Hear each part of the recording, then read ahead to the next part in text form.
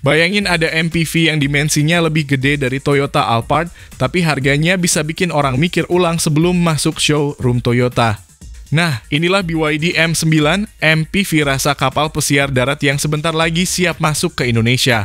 Kalau Alphard biasanya jadi raja jalanan mall elit. M9 ini datang dengan modal ruang lebih lega dan teknologi hybrid plug-in yang bikin Alphard dan Innova Zenix terasa kayak MPV entry level. Secara dimensi, mobil ini panjangnya lebih dari 5,1 meter dan wheelbase tembus 3 meter lebih alias kabin dalamnya bisa dijadiin ruang meeting sekaligus ruang tidur. Jadi kalau dibandingin sama Alphard M9 ini lebih lebar dan lebih lapang, sementara kalau diadu sama Innova Zenix ya nggak ada lawan lah. Zenix itu lebih cocok buat mewah hemat, sementara M9 mainnya udah di level mewah sekalian.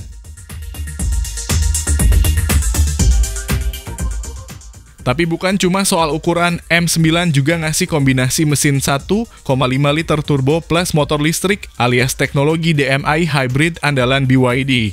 Hasilnya, konsumsi bensin irit tapi performa tetap sanggup lari 0 ke 100 km per jam di angka 8 detikan. Ditambah lagi baterai besar yang bisa bikin mobil ini jalan full listrik sampai hampir 200 km. Jadi kalau rute harian dalam kota, ya bisa aja nggak pernah ngisi bensin sama sekali. Yang bikin menarik kabarnya M9 udah terdaftar di Indonesia dan siap adu gengsi sama mobil-mobil Jepang yang udah mapan. Kalau harganya bisa setengah Alphard tapi dengan kabin lebih lega, fitur lebih modern, dan teknologi hybrid yang bikin irit, ya bisa jadi cerita baru di pasar MPV premium tanah air. Jadi siap-siap aja lihat mobil Cina satu ini nongol di parkiran hotel bintang 5 atau depan kantor DPR. Lalu berapa harga dan spesifikasi dari mobil baru BYD ini? Berikut ulasannya dari kami.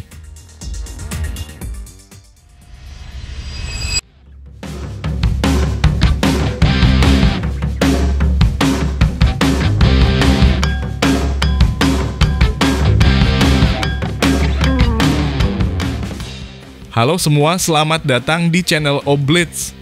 M9 pakai sistem hybrid plug-in yang fokus ke torsi instan dan efisiensi. Start-stop di dalam kota bikin santai karena motor listrik ngangkat duluan. Transisi listrik ke bensin halus bukan yang ngamuk kayak CVT lama, jadi cocok buat penumpang belakang yang sensitif mabuk.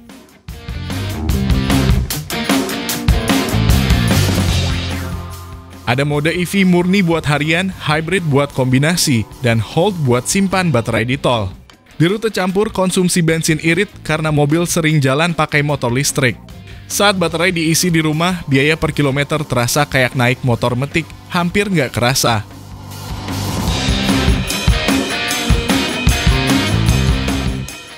Bicara desain, wajahnya tegas, grill besar tapi rapi, nggak lebay. Bingkai krom tipis bikin kelihatan premium tanpa pamer berlebihan. Kap mesin menggembung lembut, nunjukin MPV ini lebih ke elegan ketimbang agresif.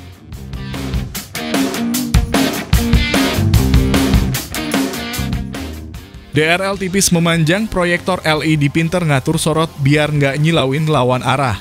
Animasi welcome saat unlock itu kecil, tapi bikin kesan mahal. Fog lamp diposisikan rendah untuk bantu waktu hujan deras.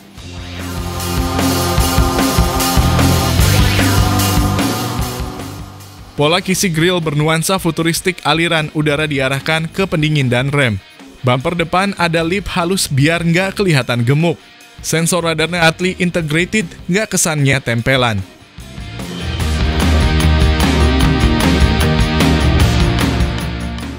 Beralih ke sisi samping, siluetnya bongsor tapi streamline, garis bahu bersih bikin proporsi nggak kapal. Pilar disetel agar visibilitas luas, sedangkan jendela baris 3 gede supaya penumpang belakang nggak merasa dikurung. Rail pintu geser rapih, nyaris nggak kelihatan.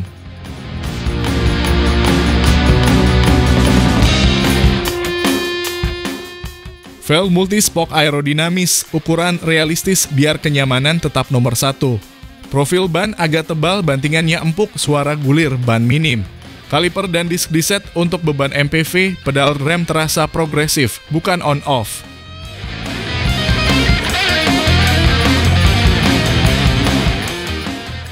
Lampu belakang full width bikin pantat mobil kelihatan lebar dan stabil. Signature LED-nya gampang dikenali malam hari. Ada animasi goodbye pas mobil dikunci, detail kecil yang bikin senyum.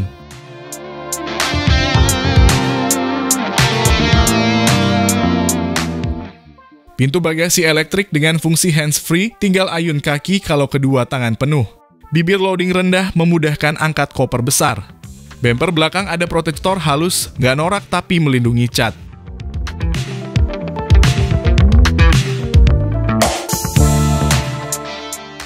Masuk ke interior, dashboard rapih, layar tengah mengambang dengan UI yang cepat dan ikon besar nggak bikin nyasar. Material soft touch tersebar, panel kayu, metalik, trim terasa niat, bukan stiker. Tombol fisik esensial tetap ada.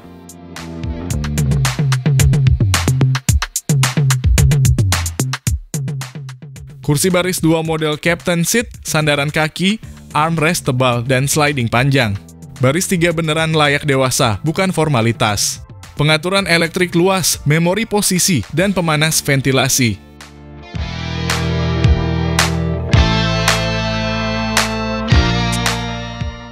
Head unit sudah dukung konektivitas smartphone, navigasi real-time, dan profil pengguna. Voice command responsif, wireless charger cepat, dan port USB di tiap baris.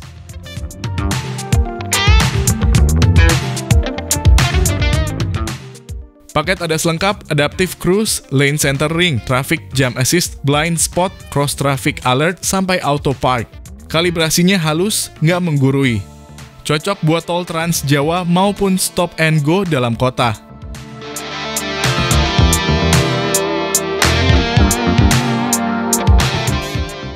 Struktur bodi high strength steel di area kritis, airbag menyeluruh termasuk side curtain panjang. Stabilitas terjaga berkat pusat gravitasi rendah dari baterai. Fitur collision mitigation bekerja dini, lebih baik rewel daripada terlambat.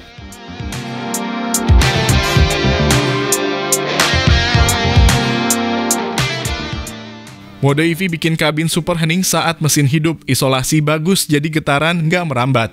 Suspensi disetel empuk tapi nggak oleng lebay, penyeimbangnya ada di diameter anti-roll bar dan settingan damper.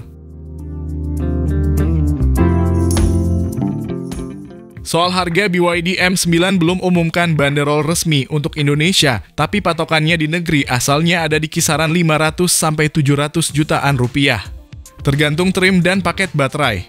Artinya kalau masuk sini, positioningnya bisa ngejepit Innova Zenix di atas dan menggoyang Alphard dari bawah. Value ala MPV premium, kabin lega, fitur mewah, tapi angka masih ramah dompet dibanding rival Jepang. Kalau BYD M9 resmi masuk Indonesia dengan paket 400 jutaan, pabrikan Jepang bakal makin tertinggal soal teknologi. Dan jujur, ini bikin para kepala keluarga pecinta MPV mimpi basah. Siap-siap era mahal mewah bakal digeser jadi pintar mewah. Tinggal Anda mau nunggu atau jadi early adopter yang senyum duluan.